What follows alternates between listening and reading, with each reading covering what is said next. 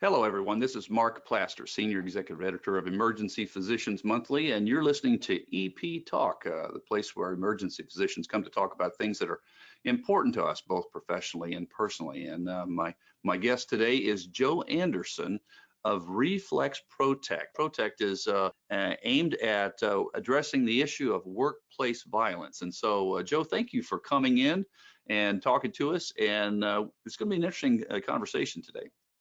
I'm very pleased to be here. Thank you for inviting me, Doctor. Yeah, I'm going to set this up because I'm going to tell a personal story. People who either haven't been in the field very long or don't work in an area that's particularly violent. Most of my emergency department years have been in urban environments, in which are sometimes can be explosive from a violent standpoint. But actually, this came from a country ER that I was working in, and we had a patient walk in the door. That's back when ambulance doors opened automatically, and with a glazed look on his face, and he walked over to the nurse's station with people behind the curtains all around, and the nurse was standing behind almost a chest-high counter, and she could tell this guy was not all there. And she reflexively asked him, "Can I help you?" And he reflexively leaped over the table and stabbed her in the chest. Oh, And not only stabbed her in the chest, but the knife came out and he stabbed her twice. And oh my. uh, she then walked herself into the trauma room, laid down on the trauma table, and started calling for help. So, Oh, if people want to think that workplace violence is somebody else's problem, it doesn't happen in my town, it doesn't happen with my patient population, I will testify you're wrong.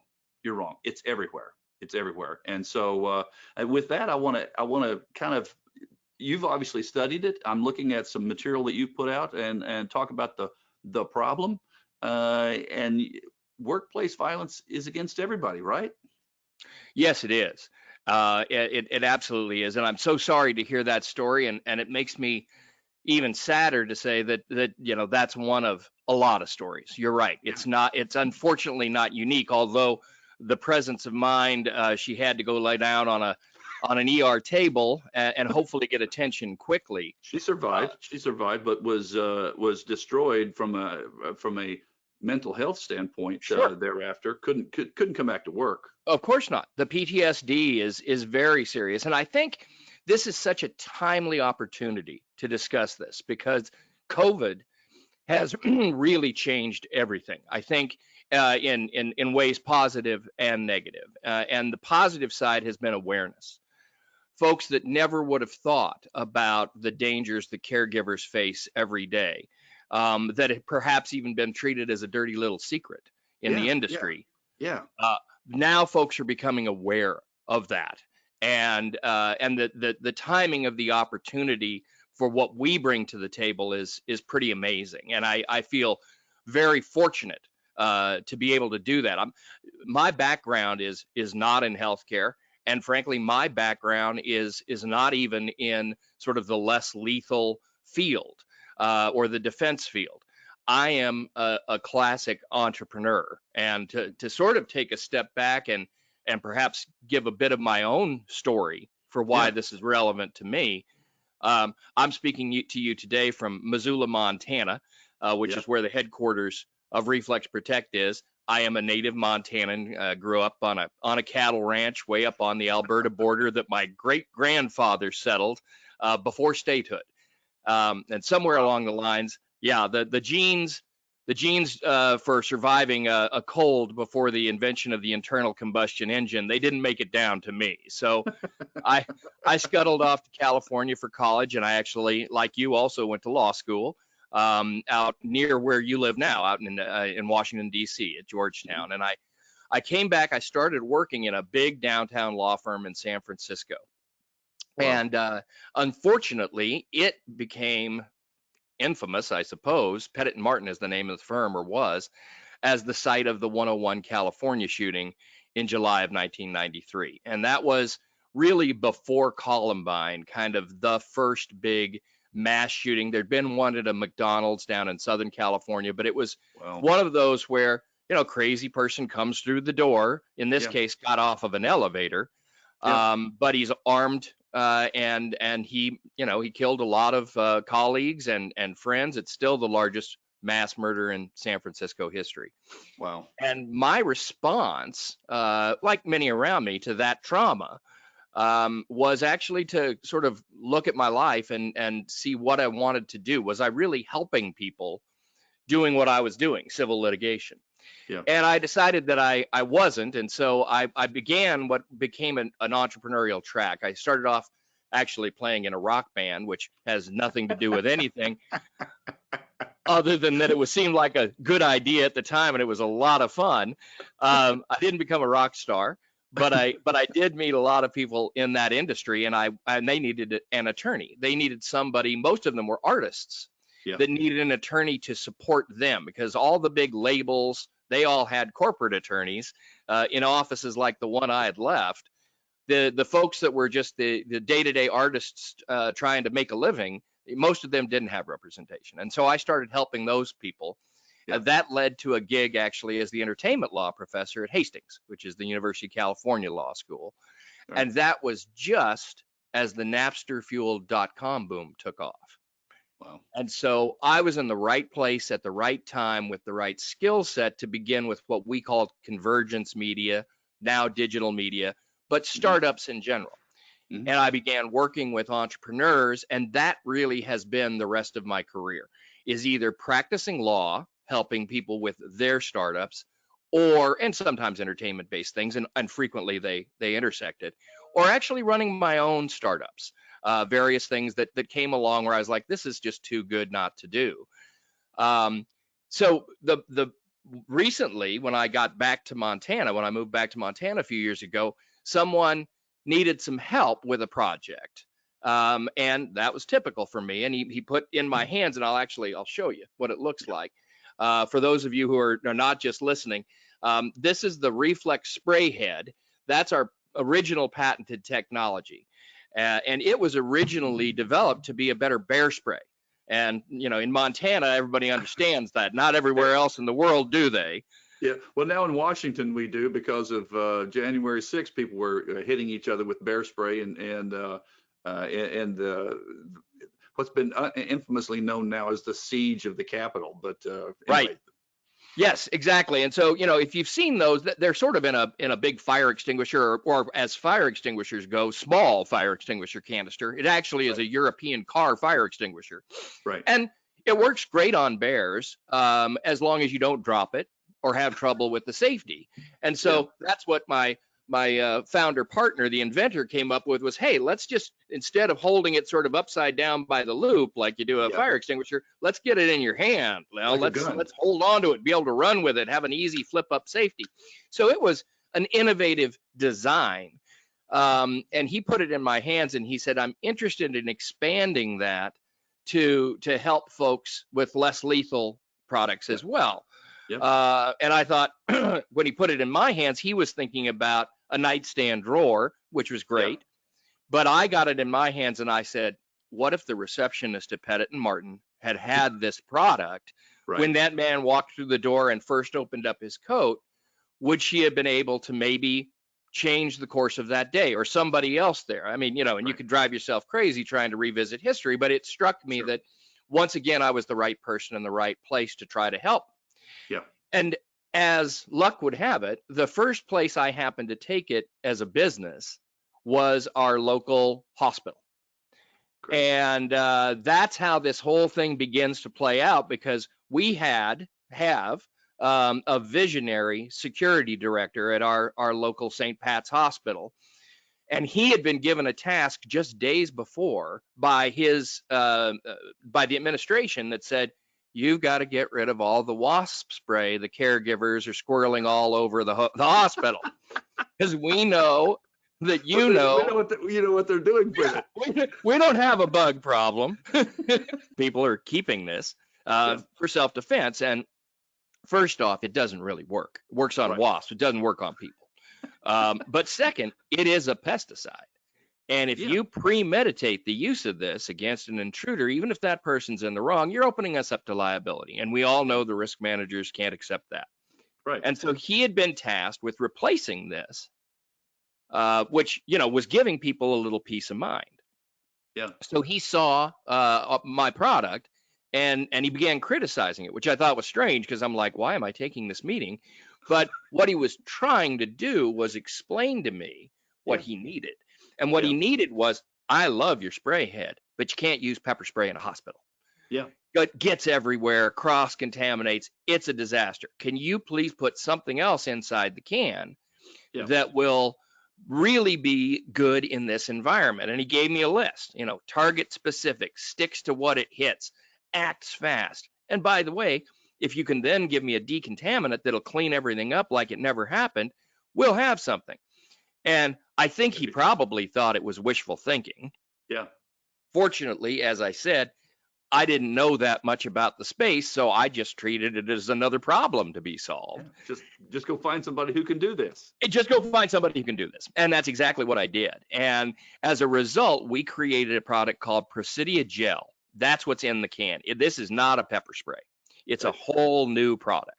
That's important. That's important to know. And I'm gonna stop and kind of re-emphasize that, because everybody has now seen the tear gas. As a reservist, I had, for the 15 years I was in the Marine Corps, Navy Marine Corps, every other year or so we had to go get gassed. That was kind of the rite of passage. Certainly before we did any kind of combat work, we had to get gassed. Right. And it's very diffuse. It's effective, but it's very diffuse, and it's for crowds. It's not for individuals. And if you've ever seen a bear spray, it comes out as a cloud. I mean, that's right. That's for your protection, because you in the heat of the moment, you may not be very That's right. You may be dodging back and forth.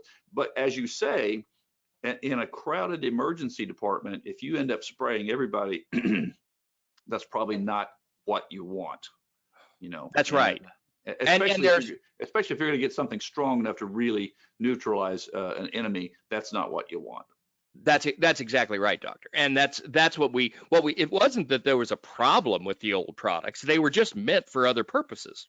Yeah. No one had created something that was meant to just neutralize that one person, let alone put it in the hands, whether it's security in a hospital or even a frontline caregiver.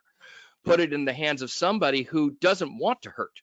They only want to help. So to be able to reverse it quickly was a big part of the equation as well.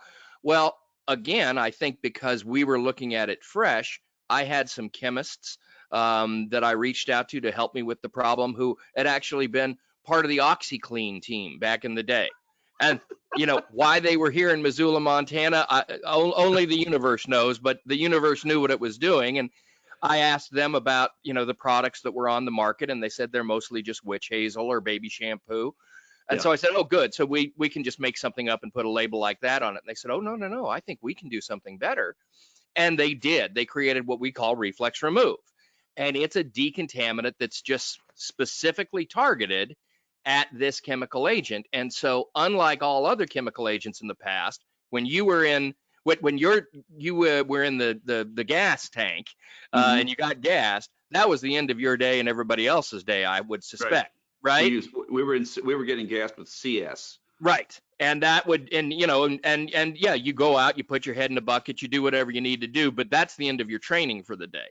Yeah. What they invented with Reflex Remove is something where we can go in and we can clean somebody up from CS, and in 5 minutes, they're cooperative, they're fine. In 15 minutes, it's like it never happened.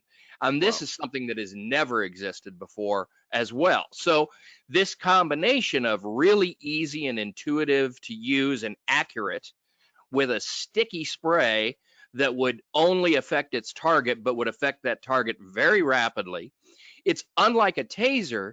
The subject doesn't just fall down where you can hit your head, or unlike a taser, not that there's anything wrong with tasers for their purpose, but they have to make the electric connection. And once that's broken, then the fight's back on. In this case, once you hit somebody in the face with this, they're incapacitated until we clean them up, until you've got them restrained, and then we can clean them up. Tell me, is it capsation? Is it some formulation of It is not. You actually put your finger on it. It is a special formulation of CS. So it is that Ah, active ingredient, but it is it is non-atomizing. So it won't get into the HVAC. It won't spread through the air. It only right. spreads. I used to call it silly string with a kick. It comes out in this viscous stream and sticks to what it hits. And doesn't go anywhere else. I mean, if you went up and wiped someone's face and stuck your finger in your eye, yes, it would transmit. But you Yeah. could be standing right next to the person who got sprayed and suffer no effects from it whatsoever. Now, does it have to hit the eyes? Well, it has to hit the face. Let's say that. And Okay. that's one of the reasons accuracy is so important, and that we work so hard on making it easy to use and highly accurate. It's one of the positives, actually, is that if you do happen to get someone on somebody else, on their skin or on their clothes or something like that, they won't notice it, or only very, very little. But yes, it's a lacrimator. So you want it to hit those mucous tissues, because, as you Gotcha. know, then two things happen. First, the eyes involuntarily close. So even if you got somebody who's feeling no pain, then or really can't feel pain in that moment, they're still blinded. And that's the big part of it right there, at least, for those first few seconds. Gotcha. And then after that, of course, there's the pain, there's the copious flushing of mucosa. It's Yeah. just very similar to others, but much faster acting and without the cross contamination. Right, right. See, for those who have never experienced CS, uh, it it is an interesting experience from a gas standpoint. From a get, we would wear, obviously it's a gas chamber. We go into a gas chamber with a gas mask, and it's intended to show you, number one, that the gas mask works if you use it effectively. Number two, it's the hazing aspect of take the gas mask off, and now you see what everybody else gets. And depending on how ugly the drill instructor can be, how much how how long you leave that gas mask off. For Right. sometimes you have to sing the Marine Corps anthem. Sometimes you have to do 20 push-ups. In which case, without the mask, you come out and you're on fire. You feel like you're on fire. And you're right. You can't open your eyes. You don't want to breathe. You want to wash it off, and washing it off doesn't work. And That's right. washing off actually makes it worse. Can make it worse, can make it spread. And that's actually what the genius of the chemistry behind Reflex Remove is. It actually goes in and neutralizes the chemical itself. And then it provides the surfactants that, float it up to the surface and take it off when you blot it with a towel. But it is it's really it's an amazing combination, and what it's meant for. And I think that's interesting that you point out how that worked in the gas chamber. This is really, and going back to your original concept of the rural hospital, this is something that we created to be a response gap filler. And by that I mean that in the moment when you start to realize violence is imminent, until help can get there. That's the Yep. response gap. Now, it might only be a minute in Right. a hospital with a security personnel nearby. In a rural setting, it might be 45 minutes, because your Right. security might be the local deputy. Right. Right. And so this is to provide something that won't make the situation worse, but provides peace of mind for the user, that he or she can protect themselves in that moment, but do no real harm, do no lasting harm Right. to the subject. Because obviously, in the case of a healthcare, it might be your patient. Your patient might be delusional. Yeah. It might be a family member who's legitimately upset about something, but that doesn't mean they should be hurting anybody. Right. One of the places, doctor, that I think you might agree is sort of a natural for this in my mind, and it'll take a little while, but to me, the VA seems like an obvious situation, because you would have perhaps a wounded warrior who's, out of his mind and Right. delusional through no fault of his own, Right. through his heroism in a sense, and a caregiver who also doesn't deserve to be on, on the wrong end of a highly trained fighter who's having a bad episode.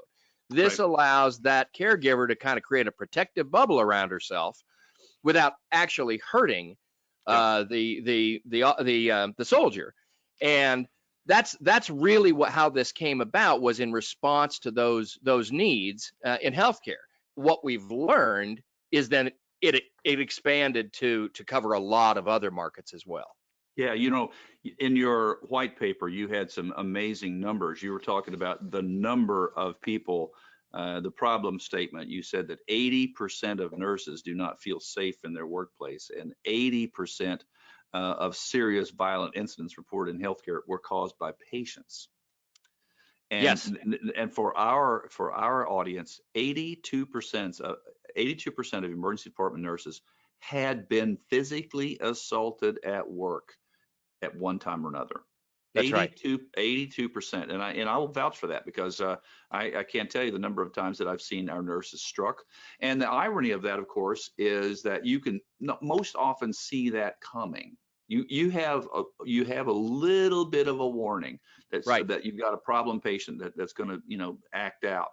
And when they think they're immune. And what our responses are in the past have been big guards, and then we've tied their hands. We've said you can't use your physical violence. If you strike a patient, you're fired. Okay, so they're standing there trying to help, but they're tied by the policy. I remember one time one guy was advocating, and I thought it was a brilliant idea until I actually worked it through practically. And he was using dogs in the emergency department, and they were extremely well trained, and they intimidated everybody, and that was the problem. Right. They That was intimidated everybody. They intimidated everybody. And he said, if you ever have a patient that won't behave, you walk in, set the dog at the base of the bed, and say, if you get off the bed, the dog will bite you. And of course, the patient stays on the bed. And but if he doesn't, the dog does bite him. Right. Yeah. And that's not so good. Yeah. Just because you warned them doesn't mean that it's not still a problem. And there's no gel that I can wipe off the dog bite with. That's right. That's exactly right. And that's the thing, is helping to avoid these hands-on physical interactions, or make them kind actions once they become physical, right? Yeah, okay, we're still going to have to handcuff you, but as we're doing that, or right after, we're going to start to relieve this pain, and we're going to relieve it quickly. And you're going to realize we're going to reestablish a caregiver-patient rapport with you. Even though we had a bad experience, this decontaminant actually allows us to go back into what we do and what our relationship should be. And that's been, I think, and that's what made it special for healthcare. It's actually helped for other places as well. One of the first places to pick up on this was a nearby school district to one of our early pilot programs, because one of the superintendent of schools actually was on the hospital board. And he said, I have been dealing in school board meetings now for years with this arm the teachers debate. Now, in some places it's not a debate, but in Montana, it's a very lively debate. Yeah. What is the best way to protect our kids should this unthinkable happen that happened far too frequently? And there was a big, serious debate, sometimes acrimonious, about whether the best idea was to provide lethal force in the school or not. And when we were able to come in and offer them this middle of the road alternative, everyone immediately on both sides said, well, wait a minute, that's the solution. They realized they actually were coming from the same place, which is safe kids, even though they had very different responses. And that was great to see them come together. I think that the idea of a middle of the road, non-lethal but effective, incapacitator, I'll use that word. Yes. Incapacitator. Good word. Was one that would be very, very valuable, especially like you say, if you've got something that you can, once you've achieved your goal and the situation is taken care of, and you can neutralize and say, okay, we're friends now. Okay, right. Don't do that again, or I'll do it to you again. Right. Well, what was interesting to me, doctor, is what were the other alternatives out there? And one of the things that we were really seeing was this move towards making sure that assaulting a caregiver was a felony. Yeah. Lots of states began adopting those Right. laws. And personally, I think great, that's Yeah. that's good. If assaulting a judge or a lawyer on a case is a felony, then it ought to be true for a doctor or a nurse in their hospital. But the point is, Doesn't we change the don't outcome. need more felonies so much as we need fewer batteries. Yeah. And stopping the assault before Yeah. it becomes a completed battery, that's what we're about. And Absolutely. so I actually had this very conversation with the state legislature in Wisconsin last year, and because there were some bills on the table, one of which was to make very clear that our product was legal for adults to use in Wisconsin. We fell into a funny, just one of those legislative zones where they couldn't tell if we're a pepper spray, which we're not, or if we're tear gas, which we're not. So they had to create a new, oh, you Yeah. guys are what you are. It's something new and it's okay. Yeah. And that bill was being discussed the same day as the felony battery bill for nurses. And I spoke to so many nurses and heard so many nurses Yeah. speaking on behalf of that bill. But at the end, and it passed, which is great. But at the Yeah. end of the day, they also came to me and they're like, and yet we need to talk to you Yeah, because because we you really have like to something that prevent we it. can carry, not even just in the hospital. The Yeah. amazing thing is the most dangerous part of most nurses' day, they think, is the walk to and from the car. Yeah. Dash The to the car. parking garage can be as daunting a place as any. And so Yeah. we actually took this size, which is meant to be like at a nurse's station or behind a reception desk in a little docking station, sort of. I used to say it's like a fire extinguisher for violence. Yeah. Um, we took this down to a smaller size, to a pocket size, that you Yeah. can just pop in your scrubs pocket if you're on rounds in a rural area, but certainly also take to and from your car. Yeah. And that has given a lot of caregivers more peace of mind as well, knowing that they've got it right there in their pocket. And I think they feel more comfortable using it as well, knowing it's not going to affect anybody else and they can clean the patient up. So Right. it's been satisfying that I'm ever so grateful to Sean Paul for explaining to me the need in the detail that he did and visualizing something that didn't exist and Yeah. asking for it. And then I'm incredibly grateful to my team Yeah. for responding to that request. And we think we've come up with something pretty neat that hopefully will make life in the ER better. One of the things, we always get around to this eventually, and that's talking about cost. And I think that you make a point here in your white paper of the cost of this. And obviously, in the extreme situation I was telling you about, that nurse's career was ended. But even in the minor situation, or let's put it this way, less severe situation of someone who's assaulted or intimidated or something like that, they have time off. There's sometimes mental health issues. There's just a lot of cost involved when caregivers feel unsafe. And I think you put your finger on a $6 to $36 billion lost productivity number. I don't know where you came up with that. I think it would be hard to get your hands around. It's interesting that you have 6 to 36, but nevertheless, we know it's significant. Okay? It's significant. It's significant. That's a given. That is Yeah. a given that it is And significant. retention of Yeah. caregivers, being able to have somebody not move from your facility to one that they deem safer, or if they have a small event but they feel like, oh, they handled this well, I'm going to stay on here, I don't need to leave this facility, let alone the profession.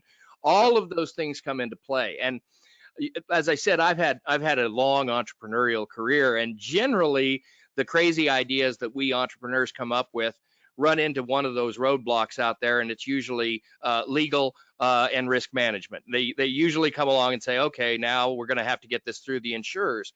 This is the only one in my career, I have to say. I've had some that they were indifferent to. Most of them, the insurers, brought up all these problems. In this case, the insurance carriers actually looked at this and said, oh, this is a risk mitigation tool. This is actually, because it comes with training, it's very important that we start in a hospital, especially with policies and procedures, make sure everybody knows when to use it, when not to use it, how to use it. Right. Everybody's certified and trained on it. We can do that in person, but we can also provide online instructor training, get Sure. everybody trained up so they know how to use it. They're certified. Those trainings, well, they should happen anyway. Yeah. And so that's not really an additional cost. So now you're just adding in some equipment cost that is not too much. I mean, that small canister that Yeah. that the nurse takes to and from her car, that's less than $20. Yeah. So it's not a major expense when you do look at the cost of a single event, or even a single lost employee. Right. So it's been interesting that the insurance carriers have said, actually, this is something that will help mitigate and potentially lower premiums. But certainly they don't say that very often, but they certainly say it's going to help with claims. It's going Right. to lower workers' comp claims.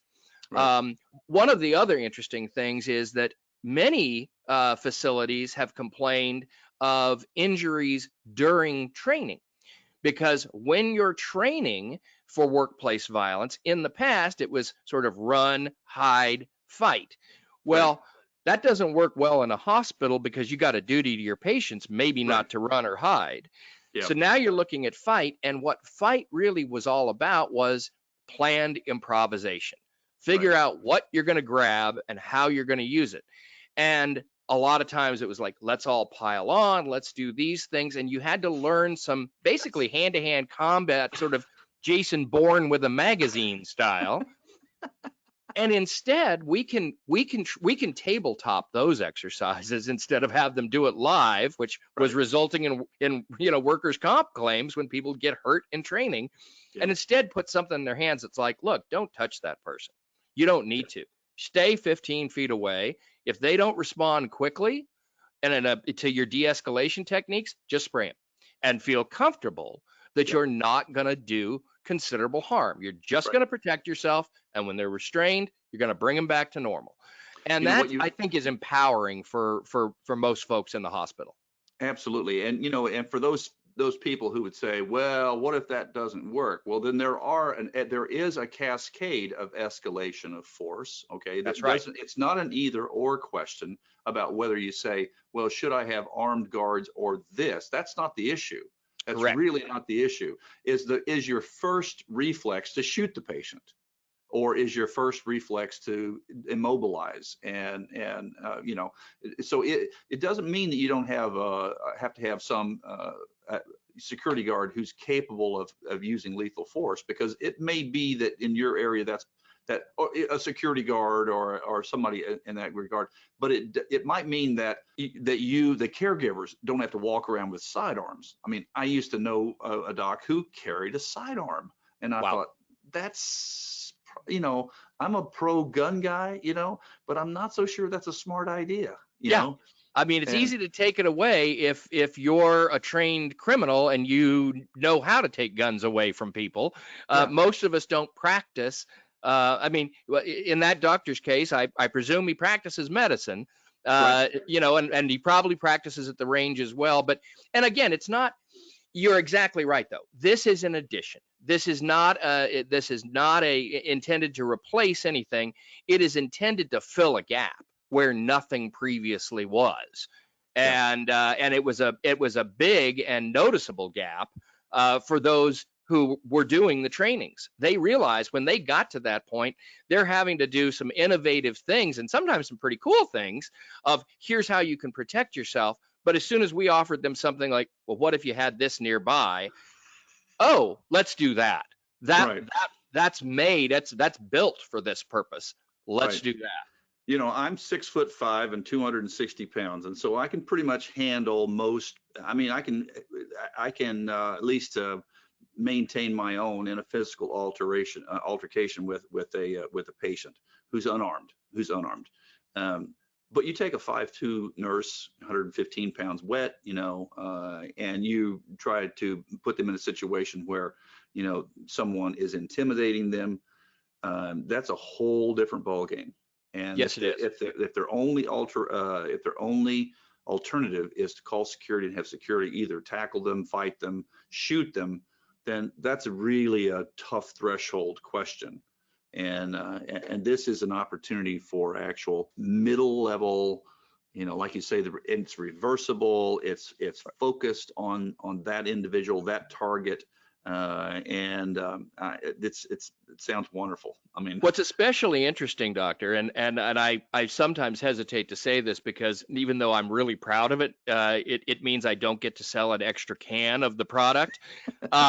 But I would say probably out of the times that people have reported Reflex Protect being used in a self-defensive way, probably 80% of them, they never squeeze the trigger.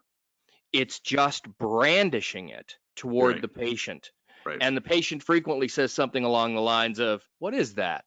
To yeah, which the nurse often responds something along the lines of, "You don't want to find out." And that ends the altercation. And we've seen that happen outside of hospitals with security personnel and, say, homeless, yeah, where it's sort of like, well, I think I'm going to cause some trouble today. Well, maybe I won't. That security guy has this funny looking thing that looks like it might hurt. yeah, And same thing in the hospital, of just having it not only provides some peace of mind, but it also provides sort of a tool that helps de-escalation, yeah, that helps that 5'2" nurse suddenly say, "Hey, the shoe's on the other foot, buddy. I can get you where you stand," yeah, and will. yeah. So that's been really actually a very satisfying aspect of it, because if you don't have to clean the person up, if in fact you can successfully do it with words, all the better. Even the better.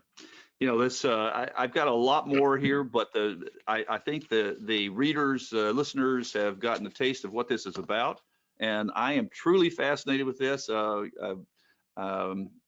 Take a look at this, Reflex Protect, and let's continue this conversation. I hope that all 30,000 of our readers, listeners, understand this. I'd like to get some feedback from people. I'm looking at this. Um, it has a targeting sight. It has a gun. If you've ever fired a gun, it feels very similar in the grip. The safety is easy. It's reflexive to be able to turn the safety off and fire. And what's the last thing I'll ask you? What's the range that you can hit somebody with? Absolutely. The bigger product, the one that has the reflex technology spray head, around 18 feet. It's really accurate to about that range. I'd say with the smaller flip top that you'd carry out in your pocket, or maybe to the garage, more the 15 feet range, but still that's plenty of room if you're not afraid to use it. And that's the key, is you shouldn't be afraid to use it. It's safe to use. You're not going to do anything to anybody significant other than make them wish that they hadn't gotten involved in this. Exactly.